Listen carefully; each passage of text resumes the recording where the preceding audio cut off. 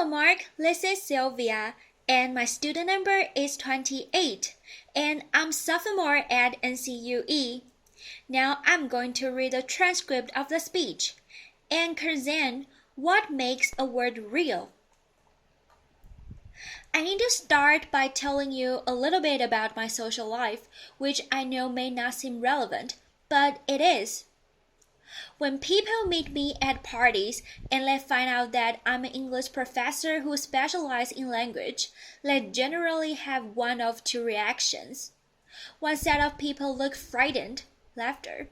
They often say something like, "Oh, I'd better be careful what I say.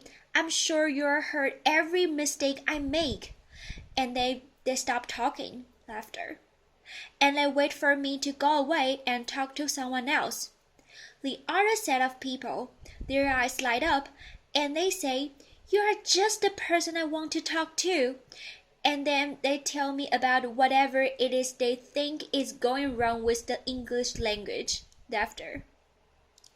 A couple of weeks ago, I was at a dinner party, and the man to my right started telling me about all the ways that the internet is degrading the English language. He brought up Facebook, and he said, "To defriend? I mean, is that even a real word?" I want to pose on that question. What makes a word real? My dinner companion and I both know what the verb defriend means. So when does a new word like defriend become real? Who has the authority to make those kind of official decisions about words anyway? Those are the questions I want to talk about today. I think most people, when they say the word isn't real, what they mean is it doesn't appear in a standard dictionary. That, of course, raises a host of other questions, including who writes dictionaries. Before I go any further, let me clarify my role in all of this. I do not write dictionaries. I do, however, collect new words much the way dictionary editors do, and the great things about being a historian of the English language is that I get to code this research. When I teach the history of the English language, I require that students teach me 2 new slang words before I will begin class.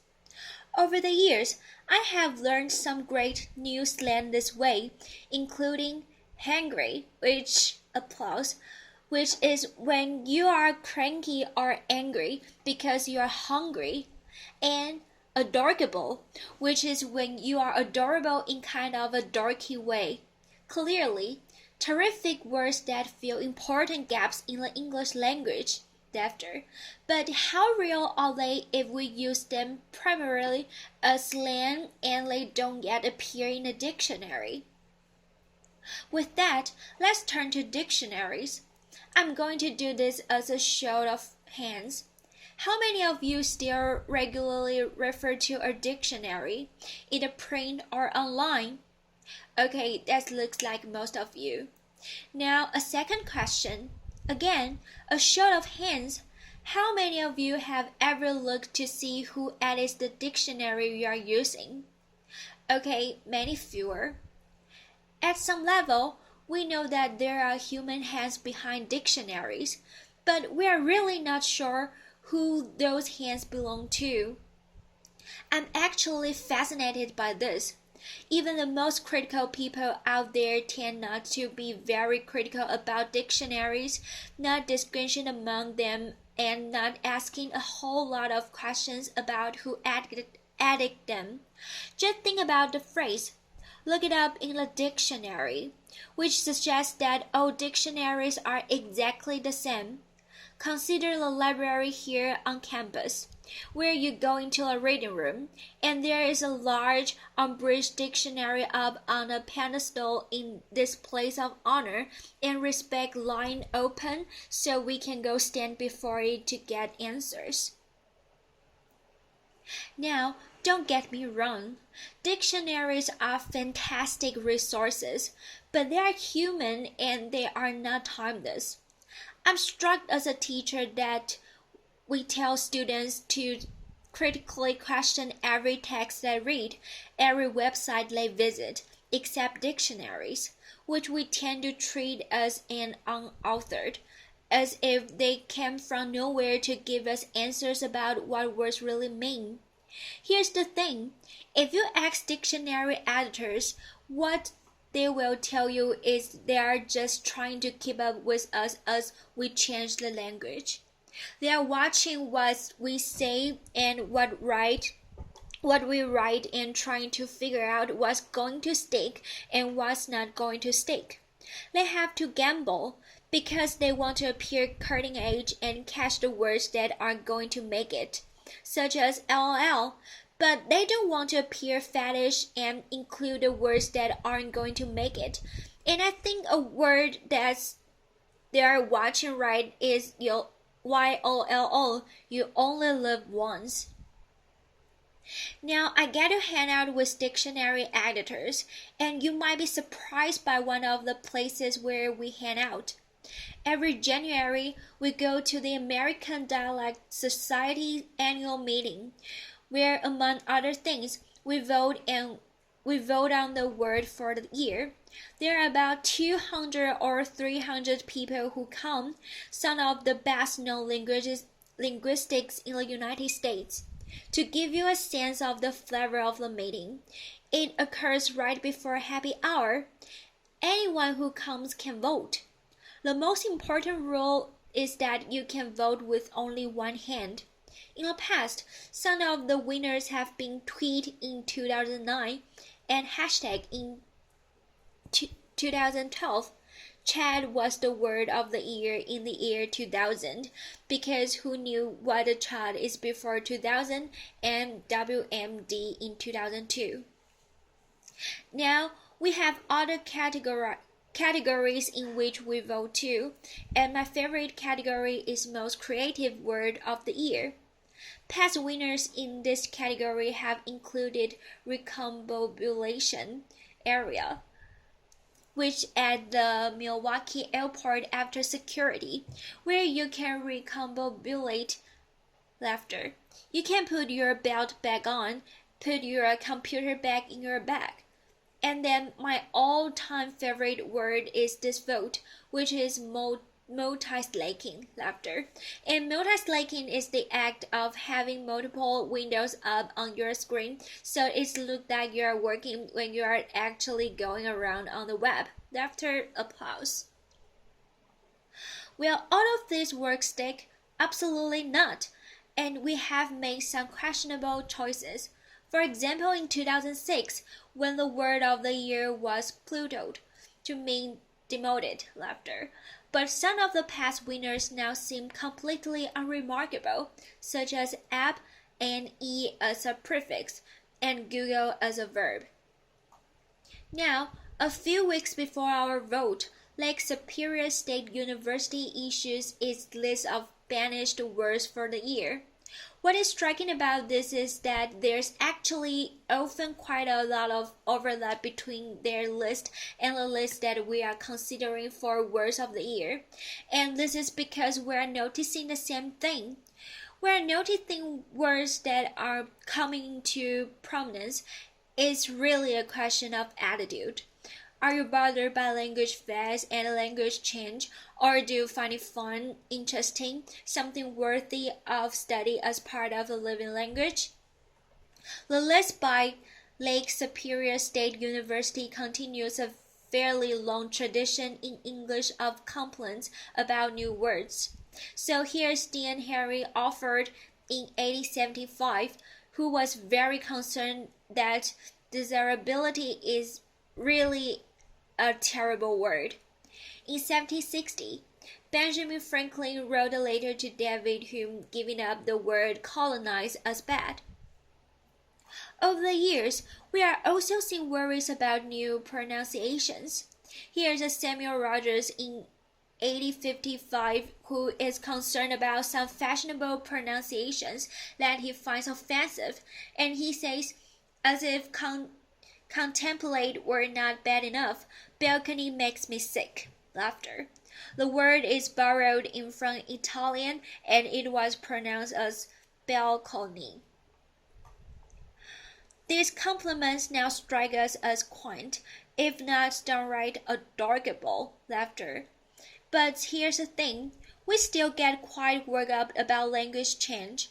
I have an entire file in my office of newspaper articles which express concern about illegitimate words that should not have been included in the dictionary, including LOL, when it's got into an Oxford English Dictionary, and different when it's got into the Oxford American Dictionary.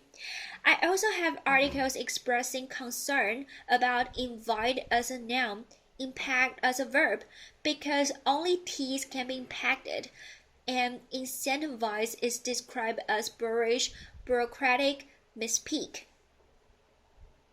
Now, it's not that dictionary editors ignore this kind of attitudes about language. They try to provide us some guidance about words that are considered slang or informal or offensive, often through usage labels.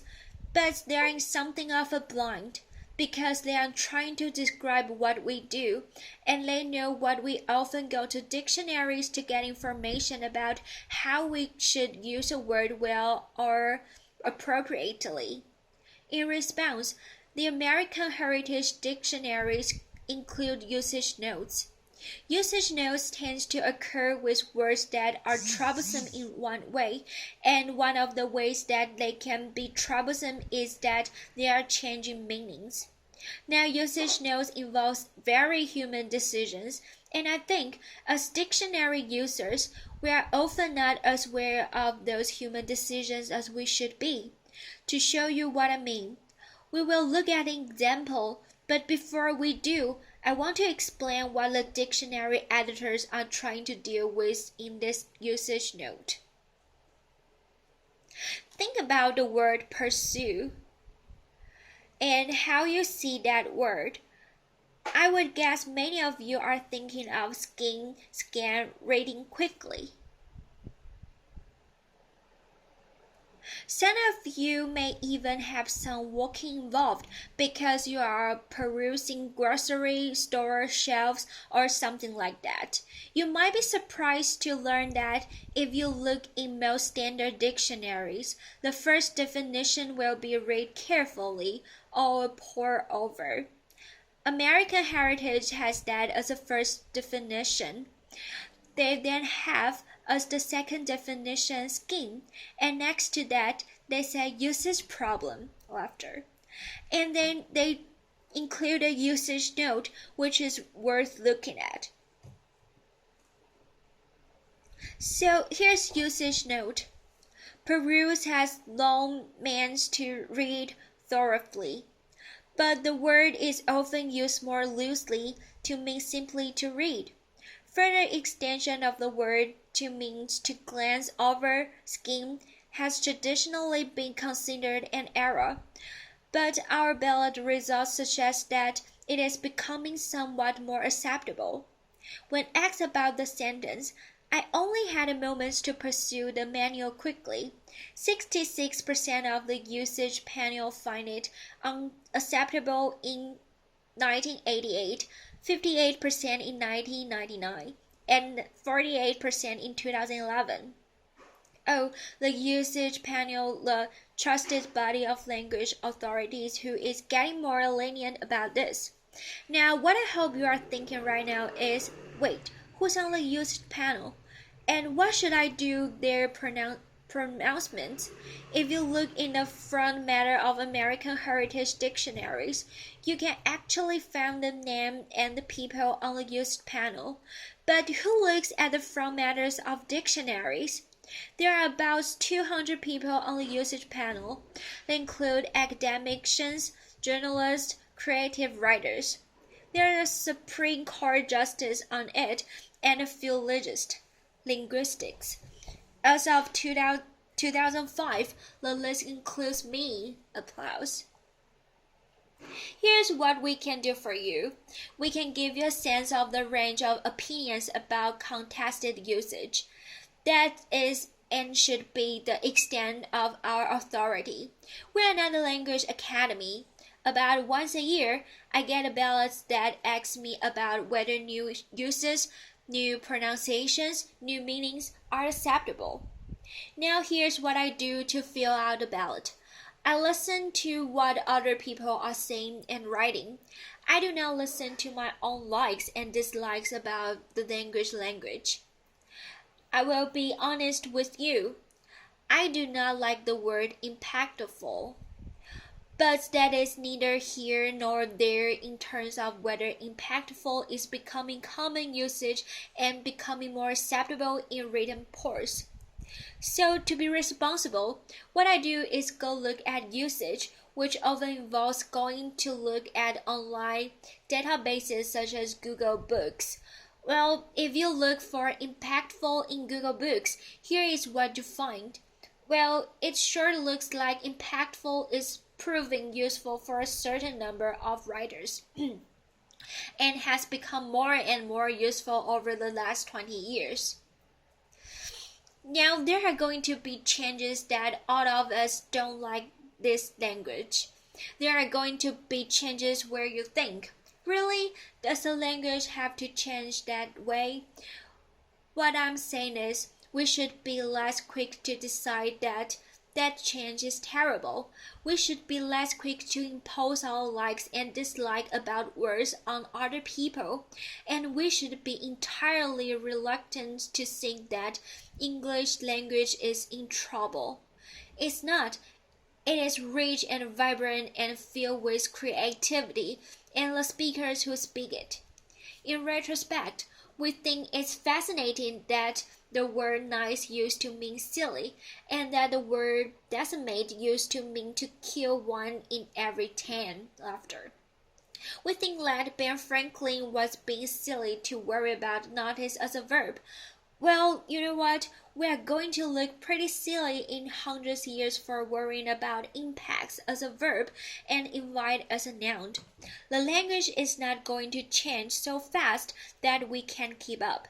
Language just doesn't work that way.